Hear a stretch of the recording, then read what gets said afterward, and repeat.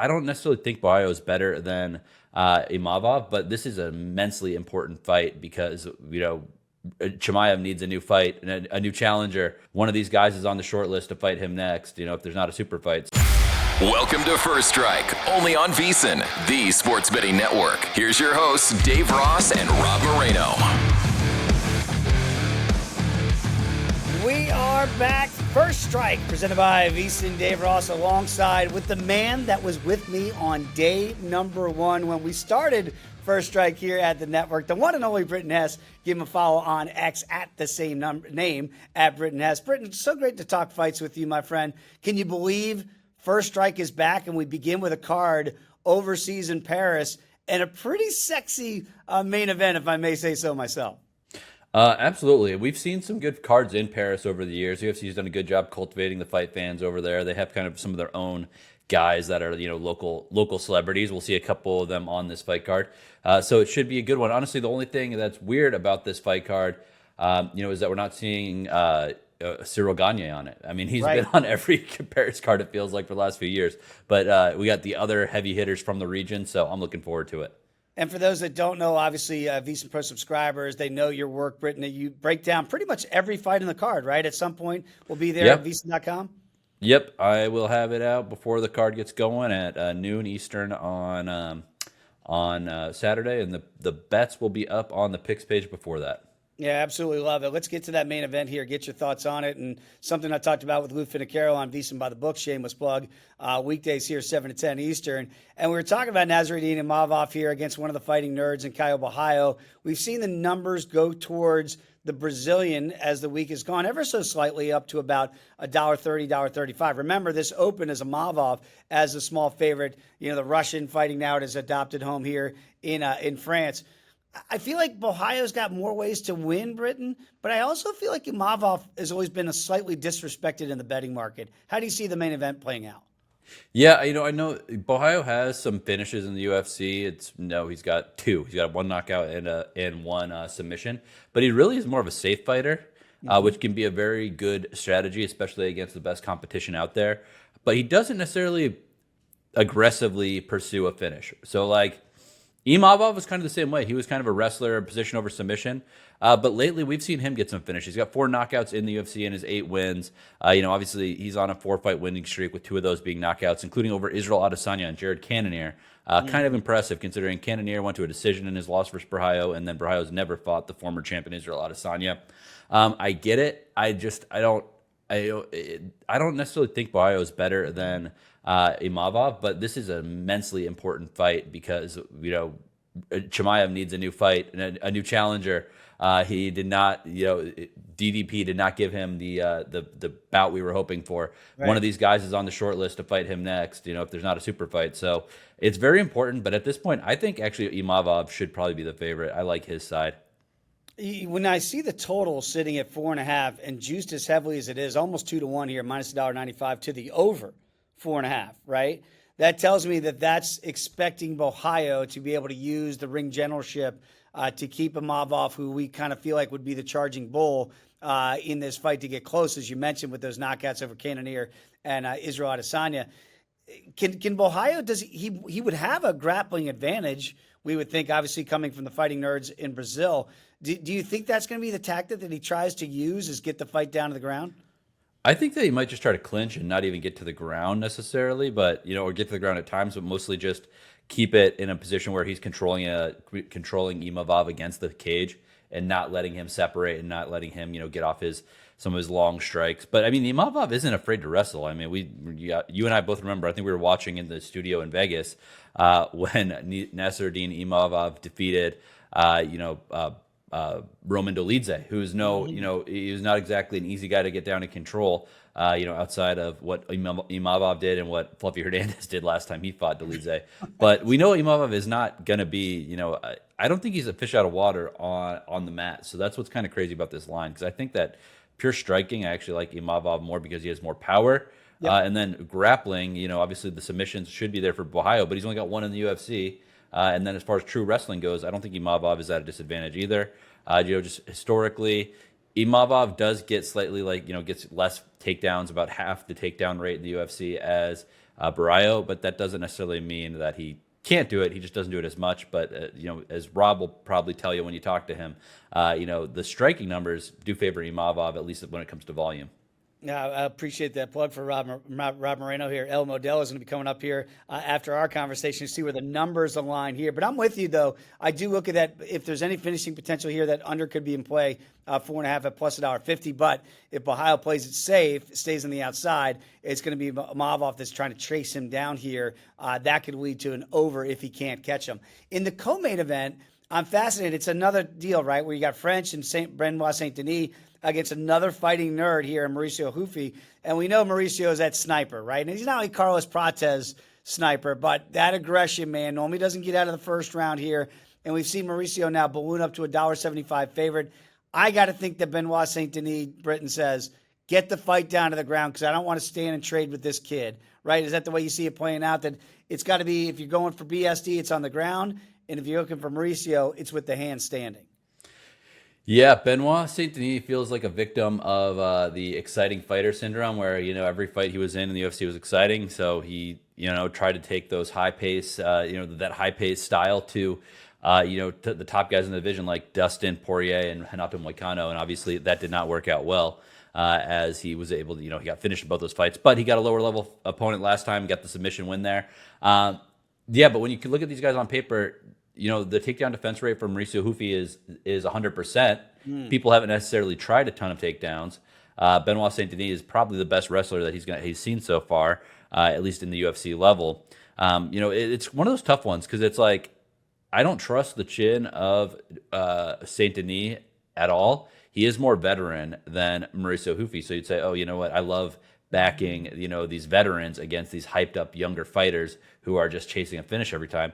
But I'll say Hufi has shown some maturity already in the cage. He did, his 2 fights ago, he went to a decision against James Yontop, whose whole goal in that fight was just to not get knocked out. And Hufi didn't overextend to try to get it. He went all 3 rounds, got the clear decision win. And then after that he went and knocked out King Green in short order. But it's one of those things where I don't necessarily think that Hufi is green, especially considering he is in that Fighting Nerds camp where we've seen so much success lately. It's tempting Benoit Saint-Denis in front of a Paris crowd. You want to see him get it done. But, I think that it's a changing of the guard. The window closed for Benoit Saint-Denis, I think, after he lost that fight to Renato Moicano. Am I nuts if I want to go back to the Scotsman in Paul Craig against Modestas Bukauskas? Look, and I've done shows with Modestas, so I've got an affinity for him, and I feel like the Baltic Warrior is starting to come of age here. So if you look to the Modestas side, he's a massive favorite in this fight over Paul Craig. Maybe look to the KO prop. But if Craig could get the fight down to the ground, we all know the danger he could provide. What do you see there? Is this the last time I can even entertain a Paul Craig side? The thing is, Modestas Bukauskas is not, he's got 2 knockouts in the UFC, but he's not really that guy that is, going to be getting the big knockouts. He actually doesn't have that much power. The knockouts have come against, it came against Rafael Cerqueira, who's one of the worst guys in the UFC right now in the division. And then he got a knockout via retirement against Andres Michailidis back in the day. And Michailidis was also an NFL not-for-long guy in the UFC who, just never really did anything of note in the organization. So I don't necessarily think power should be a real, concern for Craig here. The issue is Craig is like, we know that he needs to get the fight to the ground to win. We know that his fight IQ is not quite exactly what you would expect for a guy who's been around that long. I don't know. It's like the fight against Bo Nickel, for example. It was like, dude, that fight was out there on the table for him. But he was being even more reserved than Nickel was, and he was the big underdog. What do you have to lose, Paul? You're older. You're on the way out of the organization, probably just due to age. So I don't necessarily trust his IQ. That said, at plus 280, even around up 3-1 at places, I could definitely make the case because I'm not a big Bukauskas guy. Just a guy when you're at this division and you don't have clear one-punch knockout power, it's really hard to impose your will, especially a guy versus Paul Craig who's like, oh, if I'm not going to get knocked out, I can close the distance and try to drag you to the ground. All right, so Britton, going to wrap it up here because I want everybody to go to VSiN.com and check out all of your breakdowns for every fight in the card and your picks. But if you could give the people one here on First Strike, Britton, what would you recommend here per our conversation on this Friday? One bet for this on this card. Yeah, I'll give you the whole card. All right, we got lots of interesting stuff here. I actually could make a case for Trey Patterson plus 160, Trey Waters against Sam Patterson. I combined their names together. So Trey Waters is a really long, athletic fighter, a little bit green. Sam Patterson has, people have a little bit of short-term memory loss with this guy. He had a nice knockout in his last win against Danny Barlow. He beat Kiefer Crosby versus submission. We know Kiefer Crosby is, I don't even know how Kiefer Crosby got as many fights as he did in the organization. And then he also beat Johan Linnes, who is terrible and not long in the UFC either. Before that, though, remember, he lost to Yanel Ashmouz via knockout. Patterson doesn't have very good head movement. Waters is a better athlete. They're both pretty long and rangy, but I don't think Sam Patterson is as good as his last 3 results have been, because his 3 results have been against very overrated or just terrible fighters. So plus 160 with Trey Waters, I think that there is a good chance for him to set the record straight and kind of become that contender we thought he would be in the UFC. He showed a ton of toughness against Billy Ray Goff in his last fight. That was a fight where I thought he actually could go down because I wasn't sure he did have the toughness. I knew he had the athletic prowess. I didn't know if he had the toughness to beat a guy like Billy Ray Goff, and he showed it for sure in that one. The one career loss for him was against Gabriel Bonfim in Contender Series. So the sky's the limit for Trey Waters. I think him as a big dog versus Patterson is a good look. And that would qualify as a Britton bomb. Right, I think that definitely qualifies. Very quickly wrapping up, Britton, where can the people access your information, not just VSiN.com? At Britton Hess, the Just Win Sports Patreon every single day got picks in all sports. Off to a hot start in September. I think 6-3 across all sports right now. Helped with the Cowboys win yesterday. And then also on Odd Shopper Tails Expert Picks. You can find me as there as well for all sports. But thanks, Dave. I appreciate you having me on. Man, always great to have you on, Britton. You know that when we do First Strike, and you're right there with me from day one. Had to have you on here as we re-kickstart, and energize First Strike. There he is, everybody, Britton Hess. We are back with El Modelo. Rob Moreno is up next.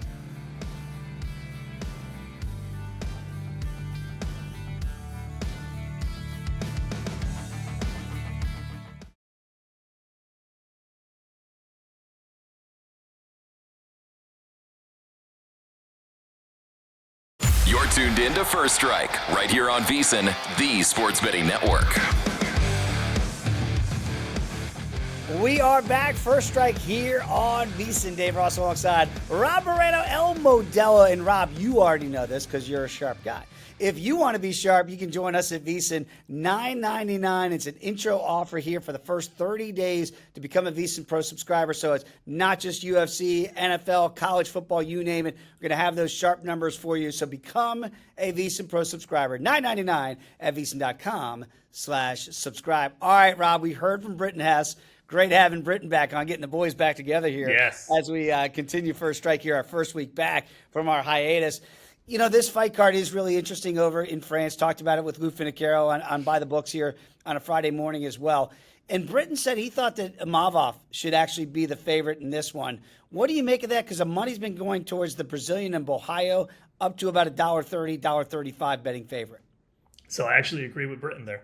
And the odds were much tighter. He wasn't the dog when I started, working on all this information last week. They were both at some point minus 105, 110, move that around as you wish. But yeah, I actually grabbed Imavov earlier, actually right after we recorded on Monday. I grabbed him at plus 115 because I thought, hey, he's becoming a bigger underdog. I think he has a shot at this. It's not the biggest score from the model. Let's dive into what that means. But, yeah. Borralho's got the better XR percentage. I talk about that a lot. He's at 74%. He's been dominating fights, right? He's never lost a fight in the UFC so far. Imavov is at 60%, and I think that's a little more respectable considering his opponent. I was talking with someone in the studio. His road to this match is probably a much tougher road than what Borralho's faced, especially considering Borralho's on a year off. Imavov's coming off Adesanya, Brendan Allen, Jared Cannonier, which Borralho, similar opponent there. But these are tough guys that Imavov has gone in there with and gotten to this point. And I heard Britton mention the striking. He's correct. Imavov, he's landing 4.45 significant strikes per minute with a 1.19 differential. He is outstriking most of his opponents. These are against tough striking opponents as well.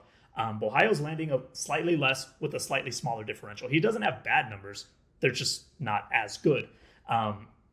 they're both going to absorb shots. They're both absorbing right around 3 significant strikes per minute, but I think Imavov can get this done. He does have, I think Borralho has much more grappling acumen. Yep. Britton mentioned it. He's going to hold him up. He's going to try to work the cage.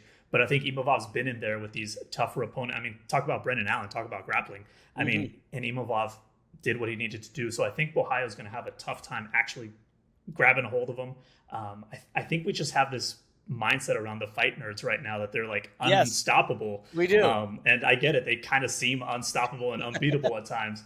And I hate to say it, but I don't think the main event is going to have a fight nerd with his hand raised. And the model scores Imavov very closely. It does score them very, very tight, near even, but that's why I see value at plus 115. When I grabbed him, he's plus 110 this morning for Nassourdine Imavov. And I just wonder, and again, the 4.5 here, you can get plus money if you think there's going to be a finish. And again, I think people think if there's a finish, it would lend itself more to Imavov here on that side. And if it goes to the decision, you would think Borralho, if he extends range, keeps Imavov at the end of his punches and his kicks, that would be the pathway to victory there. But again, I'm tempted by that plus money on the under, but I have not gotten to the window yet on that just yet. Rob, co-main event here. What does the model see with BSD Benoit Saint Denis going up against another fighting nerd here in Mauricio Hufi? And again, I look at Carlos Prates from the fighting nerds, different guys, but man, he feels like another sniper here for Mauricio. And if Benoit Saint Denis stands in front of him, I think the older man might get knocked out here. So one thing I have here is a lot of model debuts, right? I need at least 3 fights worth of data in order to run them through the model. Hufi is one of those. He's brand new into the model. So while he does still qualify for the model, it is still a limited amount of data that I have. But with that data, I'm actually seeing an 0-2 night for the fight nerds, which is unheard of. What? Yeah. Holy wow. I see value for Saint Denis. I think he's just the more rounded fighter. And props to Britton because he kind of took some of that narrative and the fact that I think Saint Denis had a couple tough opponents that he tried to go out there and be a finisher. I mentioned on Monday, right? Benoit Saint Denis never had a victory in his life that saw a decision card with, hey, as fight fans, we love a guy that's willing to go out there and try to do that. But no doubt. Against a guy like Dustin Poirier and Moicano, that's not the best recipe, trying to go out there and put on a show. Only certain guys can go out there and do that and point to the ground and put a show. But Saint Denis, he's got 78% control in the clinch and ground time, 19 takedowns, 7 sub attempts. He's a busy guy on the ground. He keeps working. Hufi, he's never attempted to take down in the UFC, and he's never been taken down. But I'm not quite sure that level of opponent that's been trying to take him down is exactly something we should really worry ourselves with. I mean, I don't think Bobby Green was in there trying to take him down. No. And that's why Bobby Green ended up on the floor. But, you got a pure striker versus a very much more rounded fighter. And I mean, Saint Denis this morning at plus 145. Earlier in the week, he was at plus 170. I took a bite at that. So I see value at Benoit Saint Denis. And it's crazy because looking at the whole fight card, I'm like, wow, 0-2 for the fight nerds. I dare I say, but here we are, first strike, and I'm going to drop that one. I will tell you this too. When you look at the total at 1.5, and it's juiced to the over 7.5 minutes at minus $1.60, that tells me the longer the fight goes, the more the fighting nerds could be in trouble if Benoit Saint Denis can get out of that first round. So, right, if you tell me there's 2 rounds of grappling involved, right, it's back in your model play. Absolutely, yeah. And come on, he's a Frenchman. He's fighting at home. It's a home fight.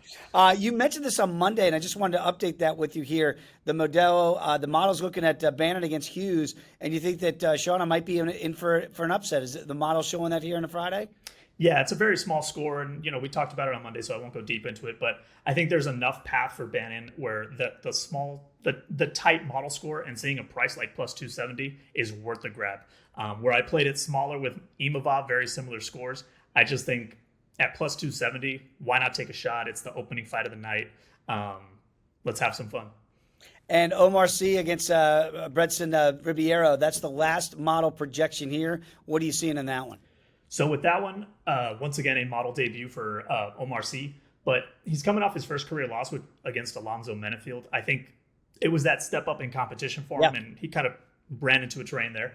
But it's more about how bad Brendan Roberto is in the numbers. Respect to anyone who steps into the cage, but easy for us to say, right? Yeah, he's 2-3 in the UFC. The key stat for me is that Umar Sy, even at 2-1 in the UFC, has a 79% XR percentage. Brendan Roberto, 27%. I put a red flag on anyone who's below 50. 27% means he's walking in there and losing a round each time. His striking for Umar is out of control. 3.68 landed per minute, 1.87 differential. Roberto has a negative 1.13 differential, so he's getting hit constantly. And the grappling, Umar Sy, mind you, it's 3 fights of data, but a 99% control time. So he's going to get in there. He's going to be able to grab him. And in the reverse, Brendan Roberto is 0 for 7 on takedown defense. Anyone has taken him down if they've wanted to. So obviously we got to find a way to shorten that price.